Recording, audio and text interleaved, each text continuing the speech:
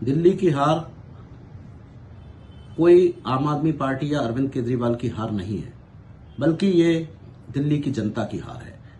इसका कारण है कि ये चुनाव जनता के वोट नहीं गिने जा रहे। इसमें ईवीएम की हेर फेर जो पहले लोकसभा में हुई, उसके बाद हरियाणा में हुई, उसके बाद महाराष्ट्र में हुई और अब दिल्ली में हुई। पहले से ही पता था कि भारतीय जनता पार्टी, चुनाव आयोग जिस तरह से चल रहा है, जिस तरह से 2-1 के उससे मेजोरिटी से चुनाव आयुक्त बनाए गए हैं जो भारतीय जनता पार्टी का पक्ष लेते हैं, दिल्ली की और पूरे देश के जहां जहां चुनाव होते हैं उसमें ईवीएम को मैनेज किया जाता है।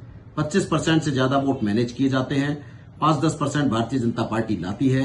हर चौथा वोट जो डाला जाता है वो चुनाव वाले दिन, जिस दिन वोटिंग होती है उस दिन ट्रांसफर हो जाता है जिस सीरियल में भारतीय जनता पार्टी का प्रत्याशी होता है।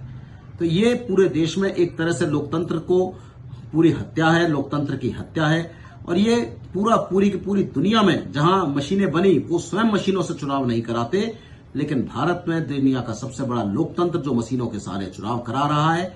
इस देश में जब तक मशीनों के सहारे चुनाव होगा तब तक जो सरकार केंद्र में है, जो चुनाव आयोग जिसके पक्ष में है, वही लोग चुनाव जीतेंगे।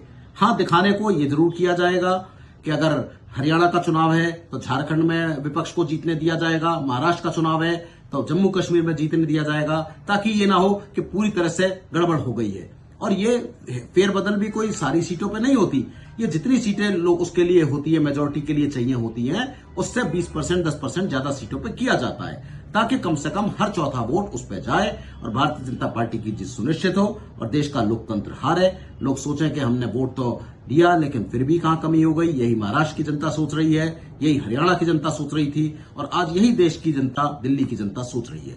ये हार लोकतंत्र की हत्या है, देश के लोकतंत्र की हत्या है। ये एक जो ईवीएम का जो राहुल गांधी जी ने भी कहा था कि राजा की आत्मा ईवीएम में वास करती है, तो इस देश के प्रधानमंत्री की आत्मा इस ईवीएम में वास करती है। और जब तक ईवीएम से चुनाव होगा, ना विपक्ष बिहार में जीतने वाला है, ना विपक्ष उत्तर प्रदेश में जीतने वाला है। जो राज्य इन्हें बड़े बड़े राज्य कब्जा करने हैं वहां पे ईवीएम का भारी फेरबदल होगा और जो छोटे छोटे राज्य हैं जहां इनसे कोई फर्क नहीं पड़ता वहां विपक्ष को जीतने देंगे, ताकि देश में ऐसा माहौल ना हो कि लगे कि एक तरफा चुनाव हो रहा है।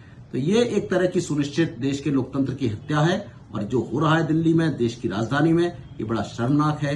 देश के सामने आज भी हम कहते हैं कि अगर भारतीय जनता पार्टी में जरा सी नैतिकता है तो जितनी ट्रेलिंग वोटिंग की पर्चियां पड़ी गई हैं उन्हें क्यों नहीं गिनवाते।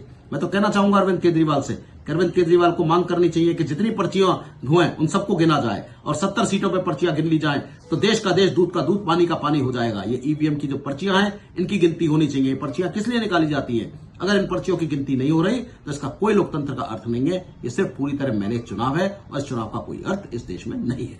धन्यवाद।